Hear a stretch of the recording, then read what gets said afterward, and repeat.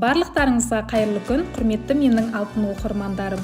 Менің арнама қош келдіңіздер. Сіздермен бірге Гүлбану. Бүгін сіздерге бір жасағаннан кереметте болып пісіп шығатын, өте дәмді, сондай нәп-нәзік болып пісіп шығатын творогтан рогалики жасап көрсететін боламын. Ендеше ең маңызды жерлерін жіберіп алмас үшін видеоны соңына дейін қарауға кеңес беремін. Арасы да толықтай пісіп шығатын рогаликидің рецептірін осы видеоның астына описание бөліміне жазып қалдыратын боламын. Сол жерден қарап жасап көрсеңіздер болады. Егер де менің арнама тіркелмеген жаңа көрермен болсаңыз, міндетті түрде тіркеліңіз, лайк басыңыз және де қоңыраушаны басып қоюды ұмытпаңыз. Ал ендеше біз бастаймыз. Бізге керекті зат ең алғашқы творог қажет болады. Творогымызды ыдысымызға салып аламыз. Мендегі творог дүкеннің творогы. Осының үстіне 82,5% майлығы сары майды салып алатын боламыз. Шамамен 100 грамдай. Содан соң оның үстіне 1 шай қасық разрыхителімізді, яғни қопсытқыш салып алатын боламыз.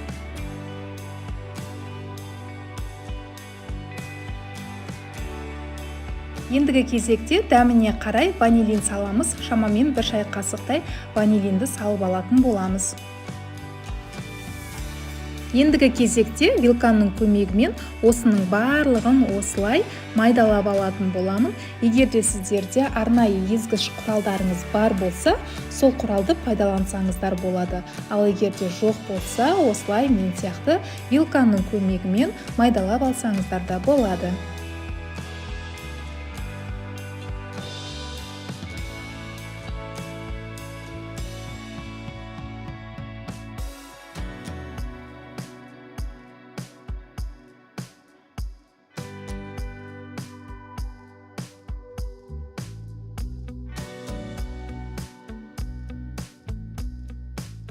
Құрметті көрермендерім, менің дәл осы видеом сіздерге пайдалы болып ұнап жатса, міндетті түрде комментарий бөліміне өз пікірлеріңізді, ойларыңызды қалдыра кетсеңіздер болады.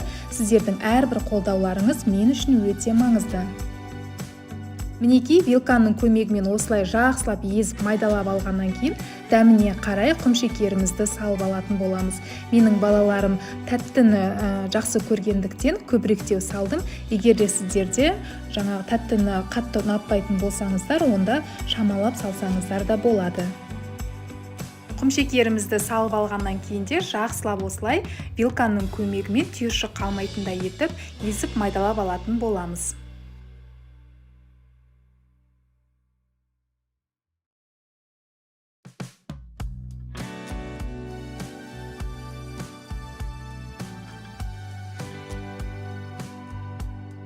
Мінекей жақсылап майдалап езіп алдық.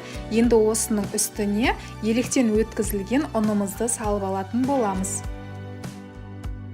Ұнымызды салып алғаннан кейін алғашқыда осылай лопатаның көмегімен осылай айналдыра отырыңыздар, күш салмай, яғни ұнымызбен жаңағы массамыз екеуі бірігіп бір қалыпқа келгенше осылай лопатаның көмегіне жүгінетін боламыз. Содан соң қолымыздың көмегімен жақсылап жұмсақ етіп қамыр илеп алатын боламыз. Егер де ұны аз болатын болса, ұн сала отырыңыздар. Осы видеоның астына описание бөліміне мен мөлшерін жазып қалдыратын боламын.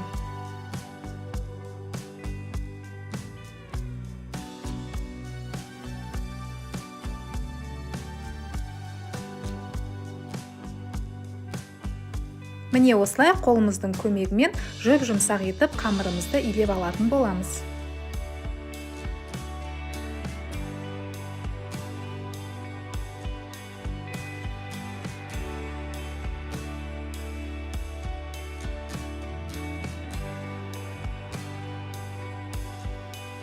Осымен біздің қамырымыз иленіп дайын болып тұр.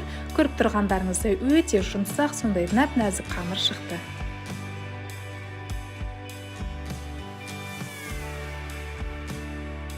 Ендігі кезекте осы қамырымызды алып, пышақтың көмегімен теңдей екіге бөліп алатын боламыз. Содан соң қолымыздың көмегімен осылай домалақ формаға келтіріп алатын боламыз.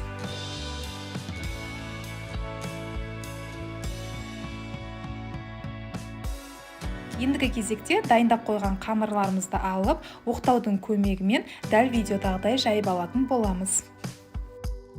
Біздің қамырымыз өте нәзік, жұмсақ болып шыққандықтан оқтауды, яғни қатты күш салмай, осылай жайлап қана баса отырып жайып алсаңыздар болады.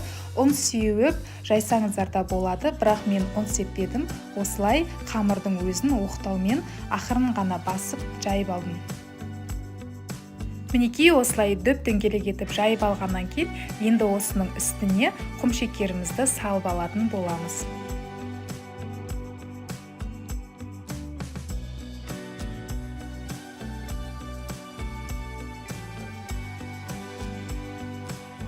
Ендігі кезекте қамырдың ортасынан осылай теңдей екіге бөлесіздер және де дәл видеодағыдай барлығын осылай кесіп шығатын боласыздар.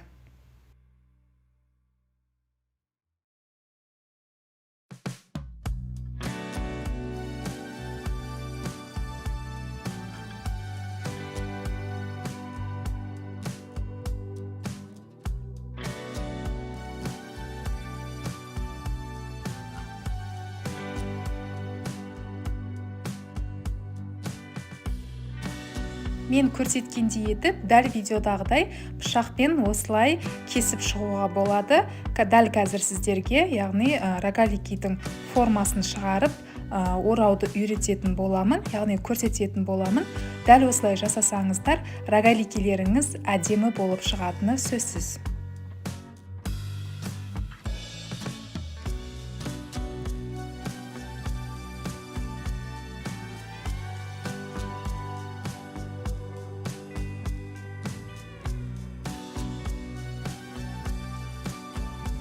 Барлығын алдын ала осылай түйіп дайындап қоясыздар.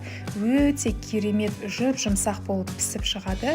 Міндетті түрде дәл осы рецептпен жасап көріңіздерші. Сіздерге ұнайды деген сенімдемін. Тексерілген рецепт түрі міндетті түрде жасап, жақындарыңызды, балаларыңызды қуантып қойыңыздар.